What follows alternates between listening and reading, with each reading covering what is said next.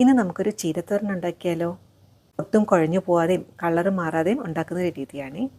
അതിനായിട്ട് ഒരു പിടി ചീര നന്നായിട്ട് കഴുകിയതിന് ശേഷം ഇതുപോലൊരു അരിപ്പയിലാക്കി വയ്ക്കുക. ഒരു 15 മിനിറ്റിന് ശേഷം ചെറുതായിട്ടൊന്ന് അരിഞ്ഞെടുക്കുക. ചീരയുടെ ഇലയും തണ്ടും സെപ്പറേറ്റ് ആയിട്ടാണ് അരിഞ്ഞെടുക്കേണ്ടത്. ഇതിനാവശ്യമുള്ള അരപ്പ് തയ്യാറാക്കാം. അതിന് വേണ്ടിയിട്ട് മിക്സിയുടെ ചെറിയ ജാറിലോട്ട് കുറച്ച് നാളികേരം, വറ്റൽമുളക്, ചെറിയ സ്പൂണും നല്ല ജീരകം ഇവയെല്ലാം കൂടി ചേർത്തിട്ട് ഒന്ന് ഒതുക്കിയെടുക്കുക.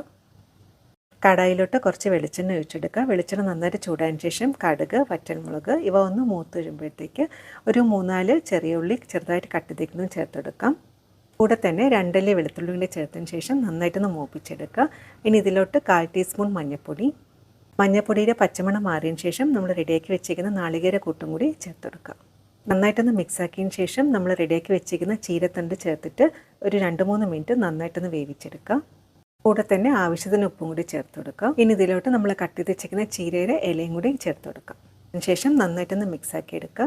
അതിനുശേഷം ഒരു 2 മിനിറ്റ് അടച്ച് വെച്ചിട്ടൊന്ന് കുക്ക് ചെയ്തെടുക്കുക. 1-2 മിനിറ്റ് കൂടി നന്നായിട്ടൊന്ന് ഇളക്കിയെടുക്കുക.